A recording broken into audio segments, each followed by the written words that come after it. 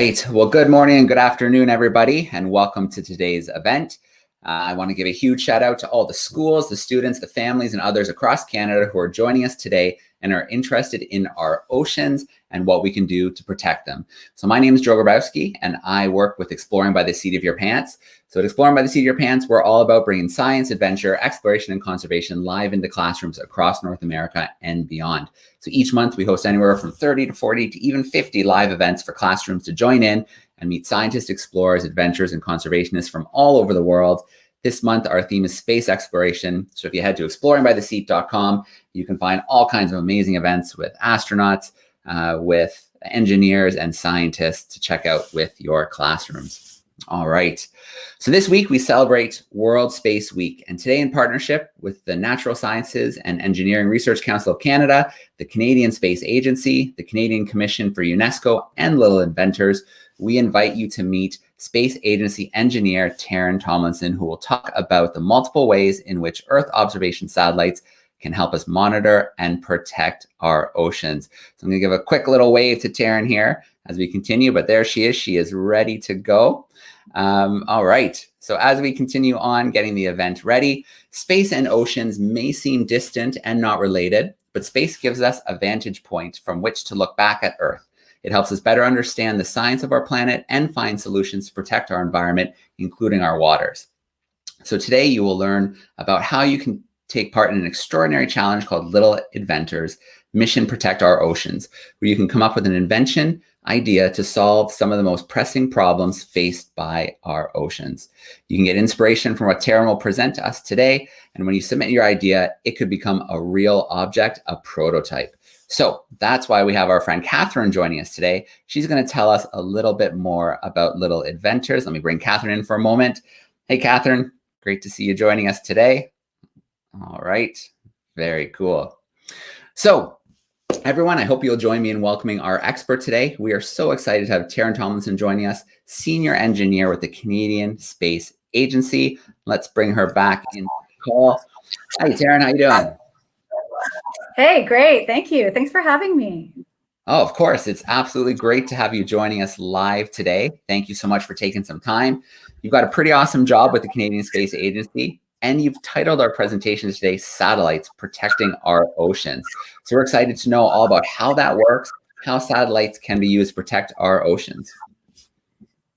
It would be my pleasure to tell you about that today. So if you want to bring up the slides and tell me when they're being broadcast, I'll take it from here.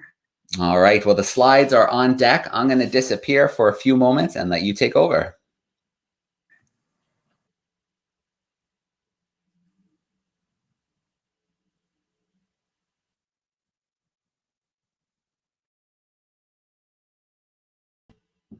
Oh, Taryn, the slides are up and we're ready to go.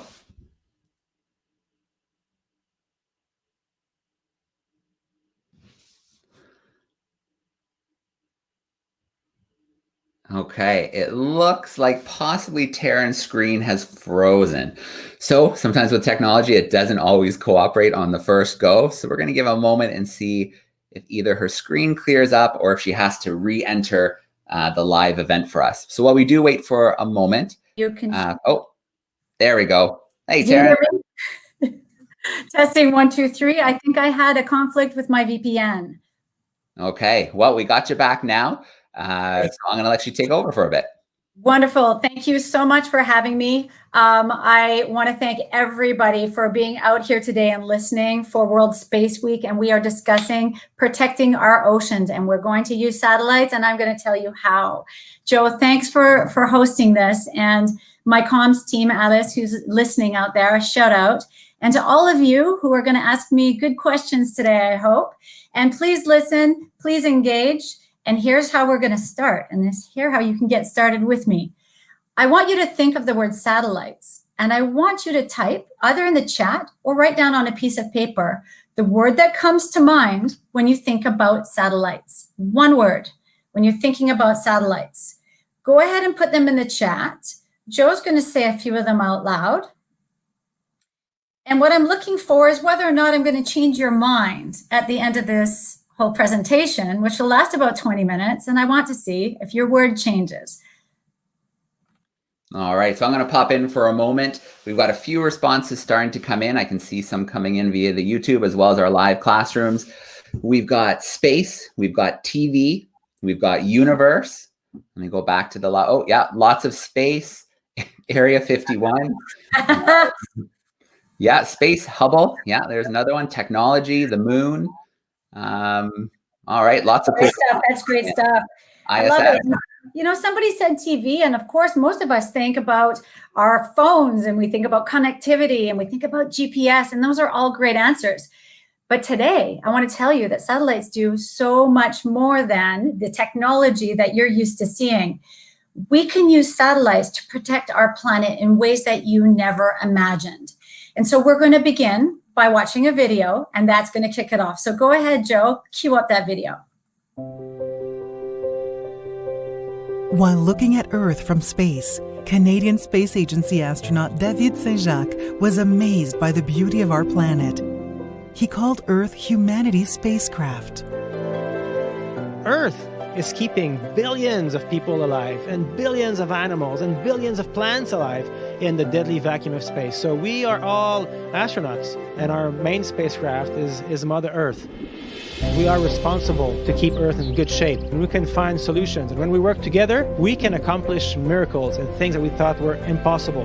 That gives me a lot of hope for the future. Earth imagery from space helps us better understand the science of our planet and find solutions to protect our environment.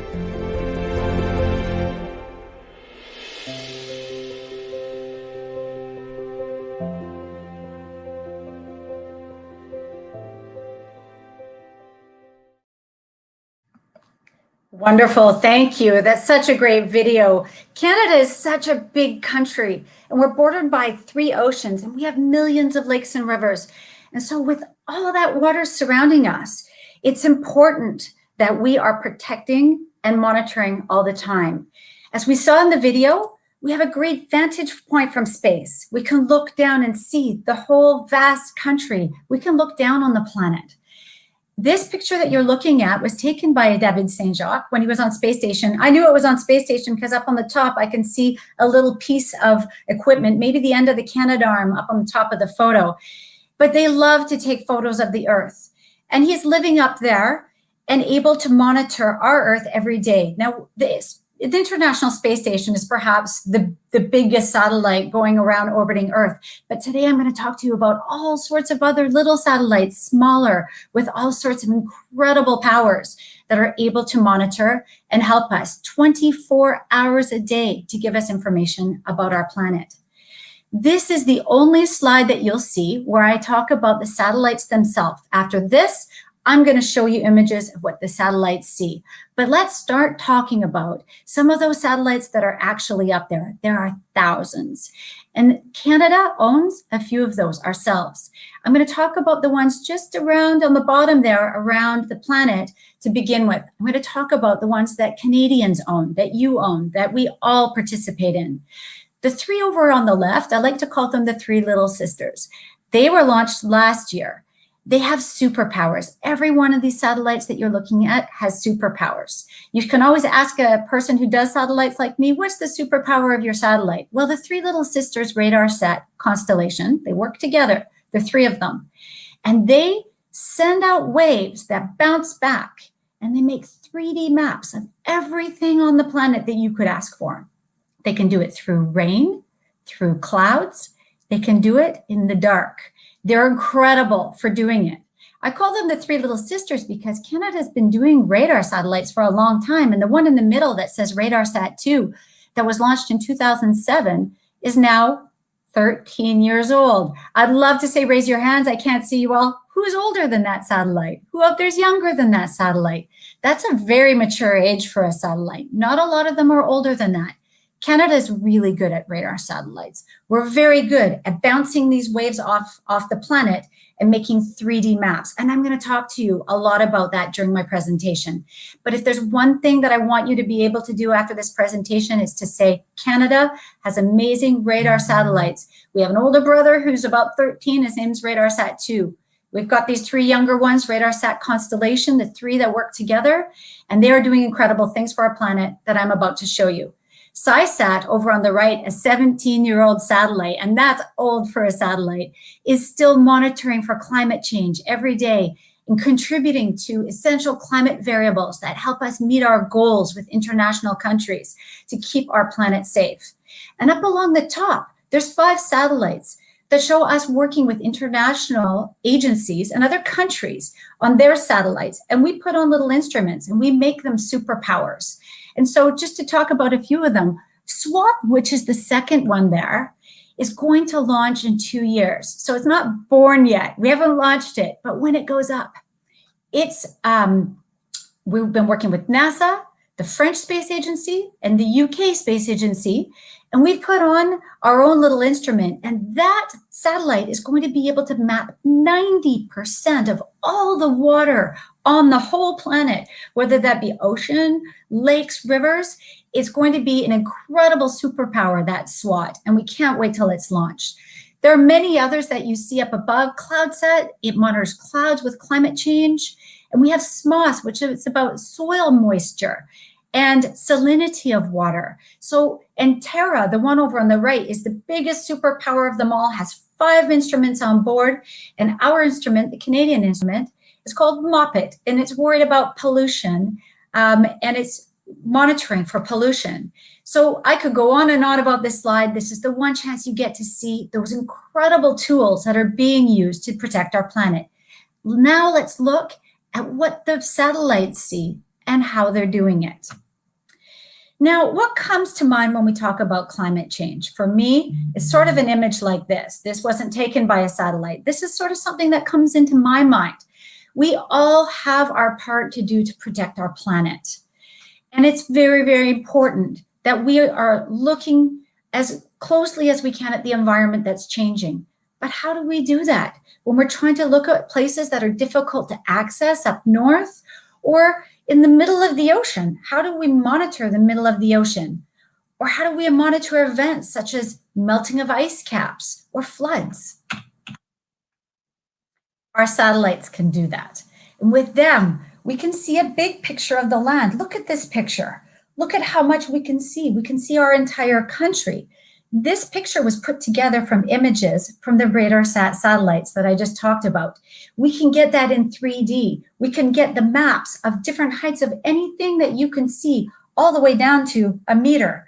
So they could get down and we could map out your entire school from the outside. So it's incredible what our satellites are doing to help us understand and adapt to climate change, or to think about the past, the present, and predict the future. And we'll talk about that as I come up. Canada's been observing space for over 20 years, since before you were born. Canadian satellites and instruments are capable of monitoring change, including climate impacts and coastal erosion. What's coastal erosion? Think about taking your finger around the coastline of Canada, this huge long coastline. Just think about going around that edge and asking yourself, how do I detect if the edge is changing or eroding? Let's look at that. This is an image up close of the Northwest Territories. Coastal erosion is caused by melting of ice and rising sea levels, 2 effects of climate change. It's very important that we're monitoring our long, long coastline all around Canada, because it's so important to our biodiversity and resources that need to protect. It's also important to humans who might build their habitats along these coastlines. And we know it's important to some animals that their ground stays stable and that we monitor that it's not changing drastically for them. Can you think of any animals who need that? I can. I think about polar bears when I think about changing land and how much they need stability of their land for hunting. Data from satellites help us understand how climate change is affecting the North, the Great North. And it also can show how sea ice is moving and how thick that sea ice is. Incredible, right? Our RadarSat satellites can tell you how thick the ice is. Monitoring from space provides us to be able to navigate between the ice with boats. And it helps us understand our Arctic ecosystems. And it enables us to be able to navigate the waters, and to ensure that we can deliver vital supplies up to isolated communities up north. Did you ever think about how hard it is to get supplies up north? Well, our satellites help do that. I'll talk for a minute about illegal fishing. It is a critically important topic to protecting our oceans today, and not one that most of us think about very often. But it is important, so important, to keep our oceans healthy, is to keep illegal fishing, to prevent it, and our satellites can help. We use satellite data so that coastal authorities can ensure safety and sea monitoring and monitoring commercial shipping and traffic in the water. We need to be able to identify ships that are going through the oceans and detect ones that are doing illegal fishing. And our satellites can see them. They can see them all at once. So they're incredible tools, really. And they help protect the ecosystems of our oceans. And they can tell us where the fish are as well. We can see entire groupings of fish with certain technologies, certain superpowers that these satellites have. And what helps us to manage and protect them. And it doesn't stop there. Our satellites help keep our oceans clean. Our RadarSat data, our RadarSat satellites help detect vessels and with their oil spills. Do you see that oil spill coming off the back? Well, those kinds of pollution events that happen in Canadian waters, we can help. We give the information and organizations can respond quickly and they can contain it and mitigate it. And they can reduce the impact and for the health of marine birds and mammals and our ecosystems. And speaking of mammals, there's a very important mammal that our satellites are trying to help to support. And Joe's going to show us a video of how we're trying to protect our whales using satellites. Go ahead, Joe. The endangered North Atlantic right whale is an iconic marine mammal. The Government of Canada continues to take action to help protect North Atlantic right whales and is now turning to space for innovative solutions to better detect, monitor, and predict their movements. Observing Earth from space provides critical information that helps protect our ecosystems and wildlife. Space-based solutions have the potential to help shape a better future for the North Atlantic right whale.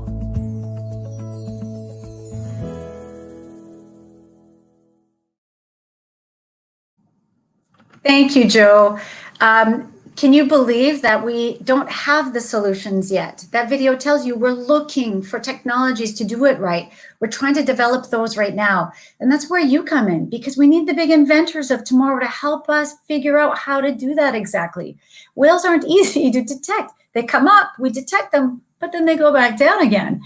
But we're trying to look for where their eating habits are. Where are all the krill? Where are all the blooms of krill and things that the whales like to eat? And then we know that they're coming. Sometimes we have to think outside the box. We have to look at where they're going instead of just tracking them. And I want to encourage you to think of ideas that other people haven't thought of that really can help us solve problems that are very important to Canadians. I only have 2 more stories to tell, and then we'll be wrapping up. And I know one of the classes has to leave a little early, so let me continue. Hurricanes. This is Hurricane Matthew that hit Haiti back in, I believe it was 2016. Our satellites are helpful when we have disasters and floods. Tropical storms, hurricanes, they often threaten the safety to an entire community. Around the clock, our satellites, such as RadarSat, can detect the characteristics of these disasters before they come and even when they hit. And we help to monitor and respond when these happen. We can help coordinate rescue operations, and we can determine the extent of that hurricane or flood, how far it got. It's incredible how we work together with boots on the ground. So we're able to give information real time so that the groups can react and organizations can do the best that they can in the circumstances, even finding roads to places where they can take people to safety. In this one, I do want to mention that we contribute to something called the International Charter for Space and Major Disasters, where all the countries come together and they raise a flag when something's gone wrong in their country. And all of our satellites point as best they can to that country and give them all the data to help them monitor their disaster. Can you believe how coordinated and how collaborated that is amongst countries? It is so critically important to do that when there are disasters. An example was with Russia. Just a year ago, there were 20,000 tons of diesel oil that were spilt, and everybody helped to participate in order to respond to that.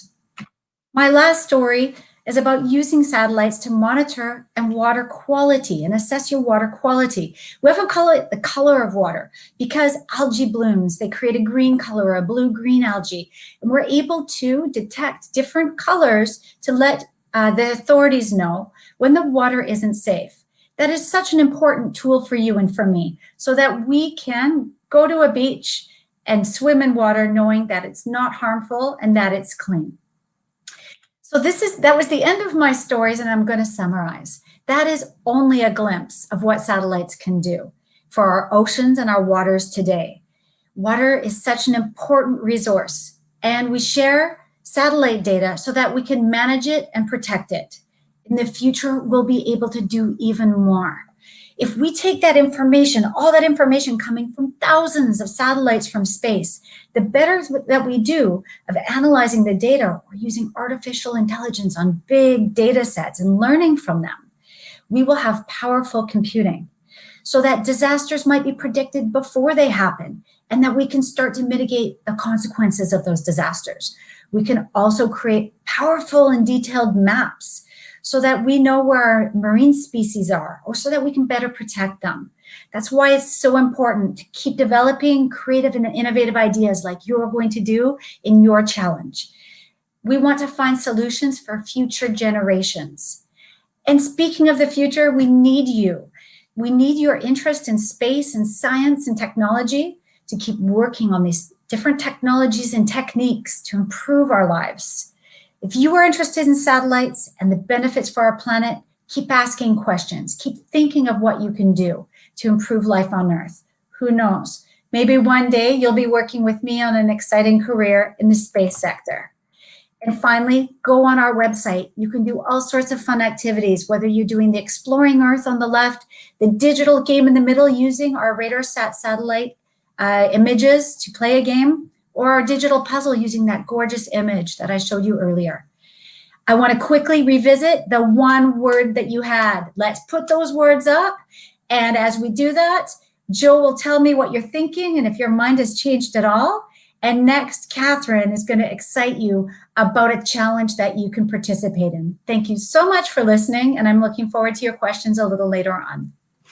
All right, Taryn, absolutely fantastic presentation. Let's give our audience a moment now to put up another word, see how their thoughts may have changed about satellites. So is it the same word you're going to put up again? Is it a new word after seeing this presentation? Let's wait a few seconds and see if they don't change, that's okay. We had universe, we had Hubble, moon, technology, space. We had good words before. I'm just interested to see if we have any. Yeah, we've got a few coming in now. We've got safety, observations, ocean, research. We've got signals. Let's see what's coming in via YouTube. I love it. I know that Alice, who works for my communications department, who's watching right now, is going to appreciate that shift. Absolutely. Earth is coming up. Let's give it another moment. Pollution, monitoring, observations. Yeah, so definitely some new words coming in this time. Great. Good to hear it. And we need all of you to help with that word prediction that I was using earlier. Super. Joe, thank you. All right. Excellent. Well, we are going to meet Catherine in just a moment. But before we do that, Taryn, I want to make sure that we can work in a question from our group in Halifax, Nova Scotia, because I know that they have to wrap up shortly. So first of all, here they are. How are we doing, Nova Scotia? Hey, Halifax. All right, Halifax, we've got a question for Taryn. I don't know. Wait, are we unmuted? How long does it take you to get a job in the Canadian Space Agency? Nice question. Oh, yeah, I'd be happy to respond to that one. Joe, can I take that one? Yeah, go for it. Yeah. So, Yeah, it feels bad. Now maybe you want to mute their mic show for me. So I was a kid about your age on Vancouver Island, and I just love space. I love stars. I used to look at them in the sky, and I used to detect satellites before there were very many up there. There are thousands of them now. And I used to look at them, and I said, how can I find a job that I could do space? And at the time, we had a new astronaut named Julie Payette. And I thought, maybe I'll do what she did. And I swear, I looked at what Julie Payette did, and I did the same thing. I went to McGill. I did electrical engineering. And believe it or not, that led me down my space career to this day. And it's as simple as that. I found a great role model. I said, I want to be just like her. And I studied the same things that she did. And it turned out I followed my passion. I never gave up on it. There's my answer, Joe. All right. Very cool. I think that's an absolutely great answer. I think having good role models, is a great way to get into exciting STEM careers. Very cool. All right. Well, Taryn, we're going to bring you back in shortly for a little Q&A action.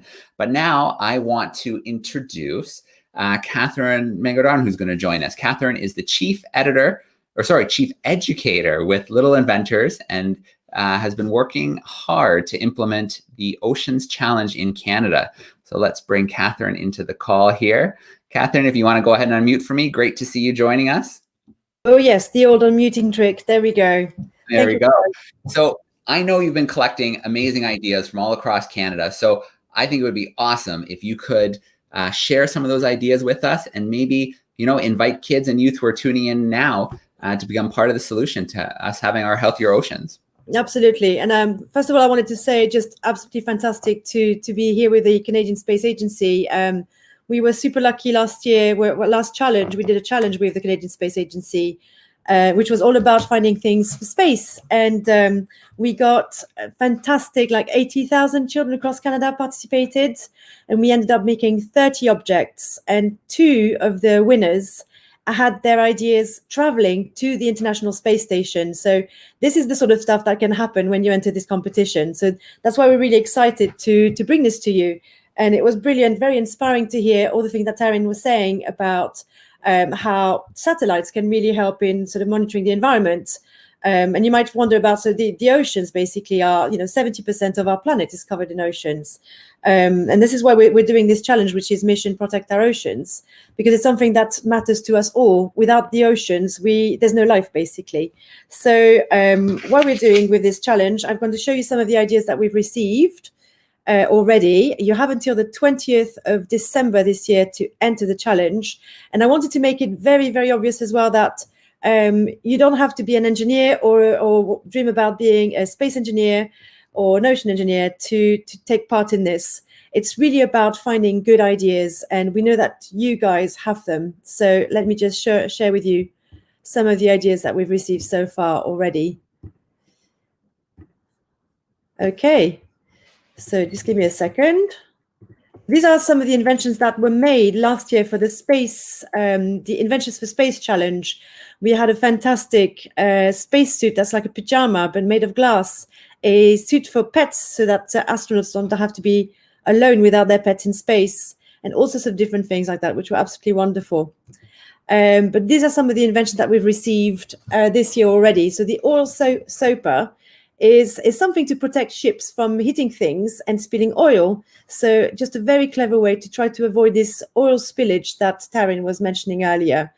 And you can see you don't have to have the whole idea. It's just sometimes it's about having these nuggets that people can really be inspired by. The engineers that work in this field can look at this and go, I hadn't thought of it this way. So I think that's quite an interesting way to look at it.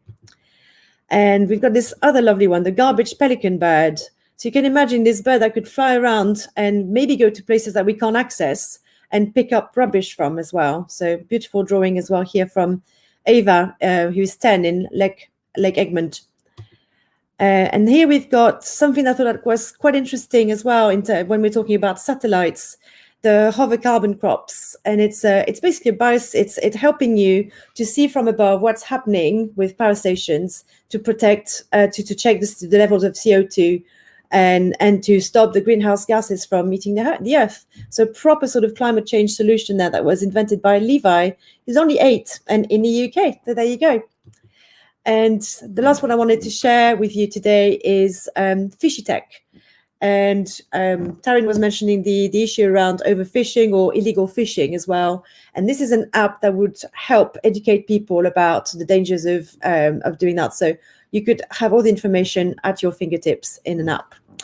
So what I wanted to do is also share with you the website that you can find more information about that. A lot of what Taryn talked about is stuff that we cover as well in our resources. We've got a lot of free resources for you, which talk about climate change, about pollution, about the problem of plastic, for example, but also more generally about why the oceans really matter to us. So go in there and have a look. You can look at it with your teachers. You can look at it at home as well. And everything is free. You can upload your ideas. Don't feel like you only have to upload one. If you have loads of ideas, do it. Because we look at every single one of them and we give feedback to everyone. So absolutely, you stand a good chance of being selected if you actually take part. So I hope that you will do that. And I'll stop sharing now. All right, Catherine, so cool. Thank you so much for sharing some of those inventions with us. I like the garbage pelican. I thought that was pretty cool to get into some of those hard to reach areas and monitoring for that litter in the ocean. Very cool. And I think this is so cool for students that, to have the ability to not only make something, but then the possibility that it could be turned into a prototype. That is pretty cool. Exactly. And what we have to remember is that what we're trying to do is get these prototypes ready for the start next year, is the start of the Decade of Ocean Science, which is 10 years to celebrate ocean science. And we're trying to get these objects ready for that. So that will be part of a really, really big scientific event next year. So we really hope that you take part. Excellent. All right. Well, it has come time for a little Q&A action. So I have no doubt that there's lots of questions from the classrooms who are live in camera spots with us, for the classrooms that are tuning in via YouTube and Facebook. So those who are tuning in via YouTube and Facebook, lots of students. I know it's exciting to say hi to each other in the chat, but let's keep the chat now to questions so we can find them easily and make sure we can get as many in as we can. I want to give a few shout outs to groups who have introduced themselves. So all across Canada, we've got Paris, Petawawa, Toronto, St. Catharines, Kenora, and Bolton, all in Ontario. We've got Leduc, Alberta tuning in. We've got Winnipeg, Manitoba, Stonewall in Manitoba as well, Vanderhoff, British Columbia, Arnold's Cove, Newfoundland, Wakefield, Quebec. So it's so great to see so many students joining us from across Canada. Let's bring in our first live classroom here. So Mr. Bruno's class, they're third graders and they're joining us in Ottawa. Let's bring them in. Mr. Bruno, if you want to go ahead and unmute for me, we'd love to grab a question.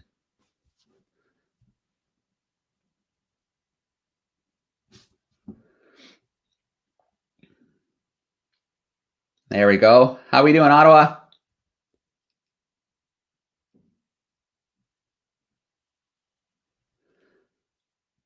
Huh.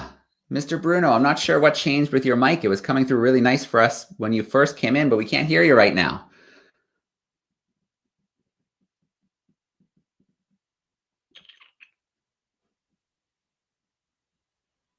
Mr. Bruno, do you want to type that question in the chat? I'm sorry we can't hear it. It sounds like it's going to be a really good question, but for whatever reason, the mic's just not cooperating with us. We'll give Mr. Bruno a second to get that question typed into the chat for us, and we'll get that answered. I'm going to bring Taryn back in because I have a feeling that some of these questions are going to be geared towards Taryn and that amazing satellite systems that we learned about today. So we've got Taryn on deck and ready to go. And then I can see Mr. Bruno is typing his question and getting it ready.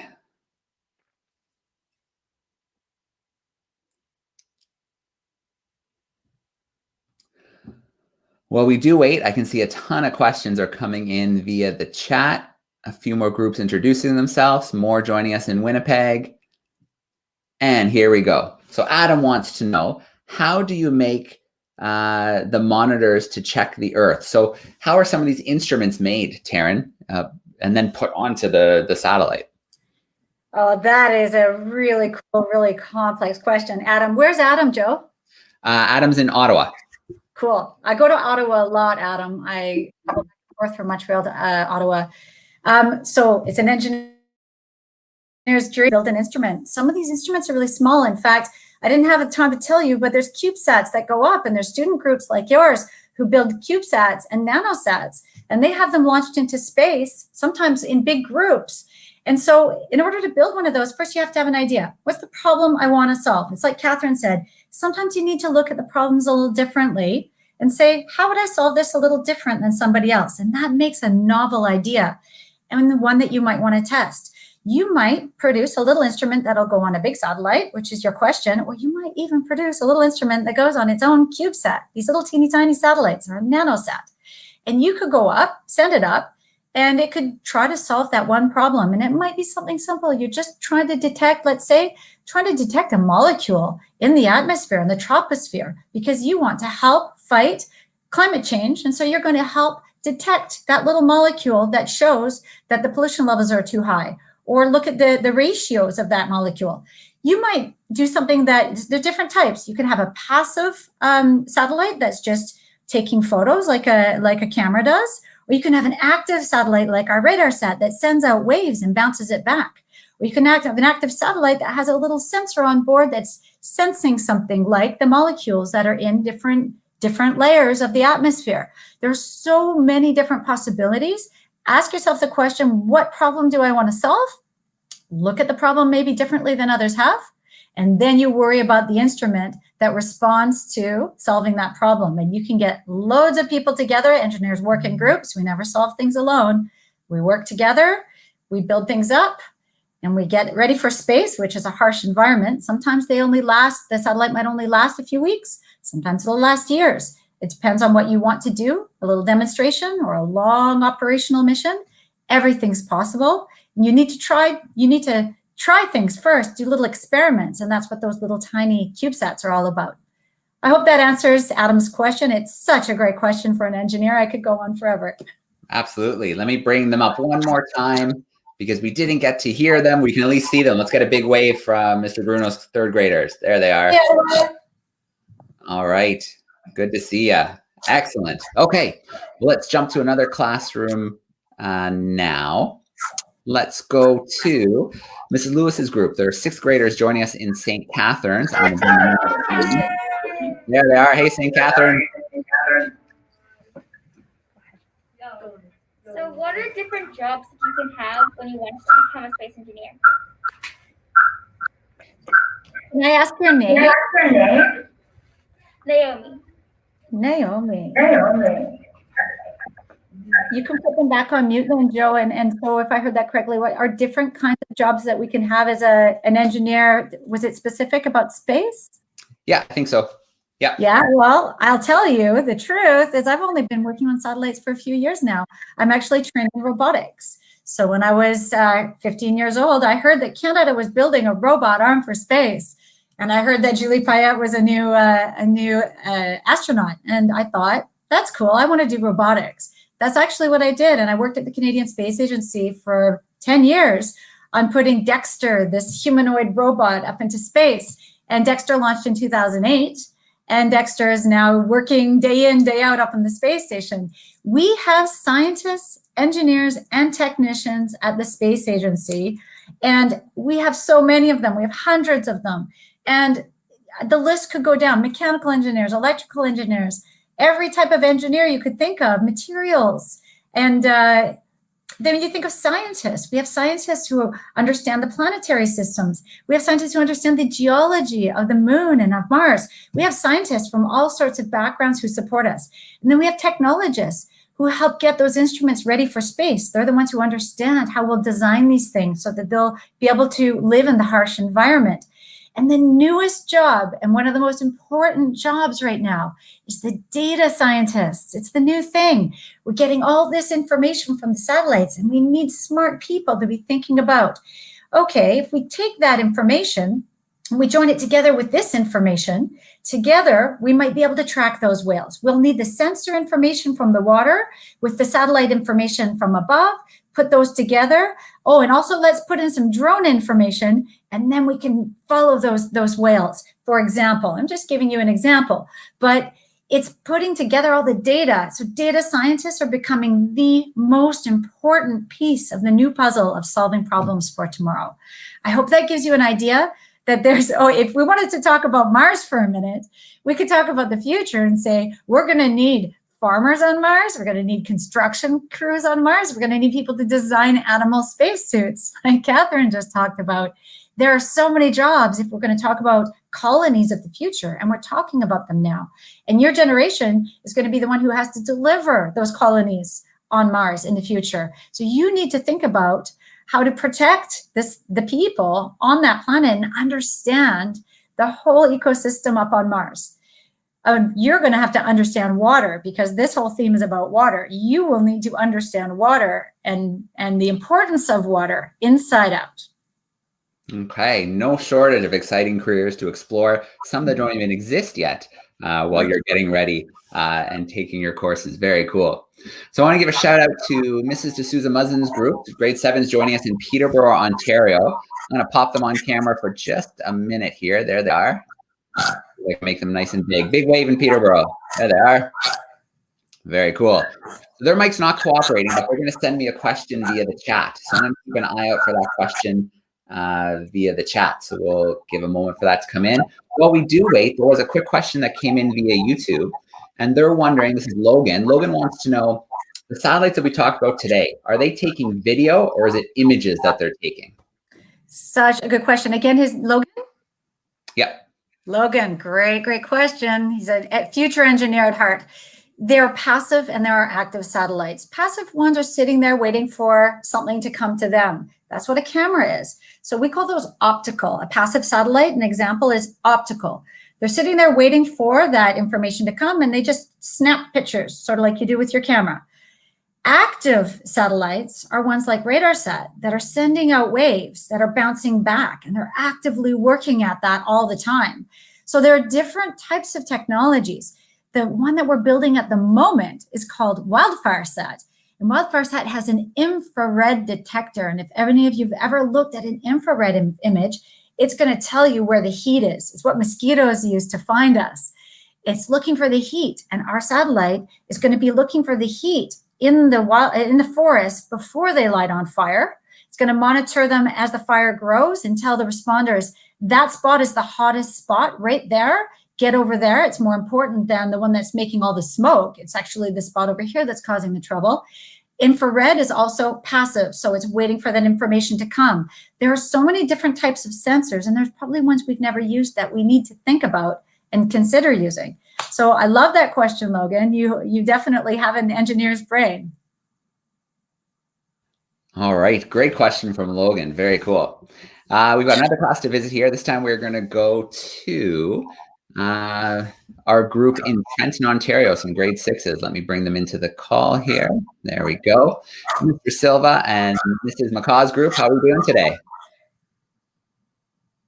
Give me an unmute on that microphone. Let's see if we've got it working for us.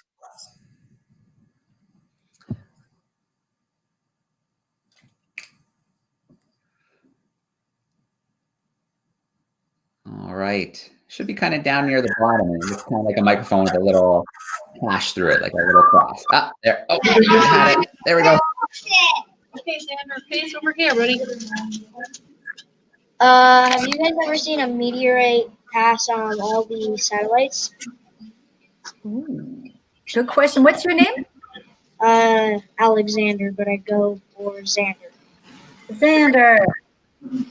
So, this is a very interesting question. Do we see meteorites approaching our satellites? Now, I told you that we work with all the other space agencies, and we work collaboratively in an international group, and we try to track, in fact, the United States has a directory of every piece out in space that's greater than a couple of centimeters.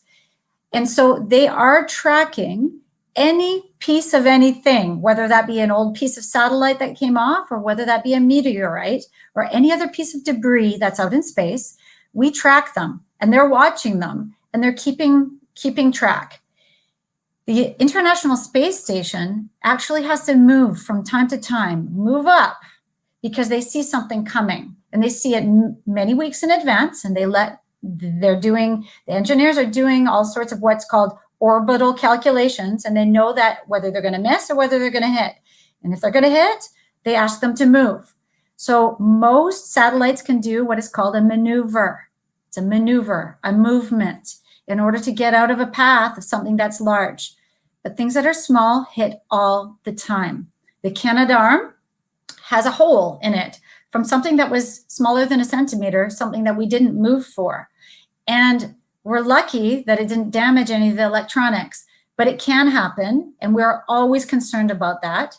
So in order to address that problem, we have an international body who talks about space debris. And space debris is another word for space junk.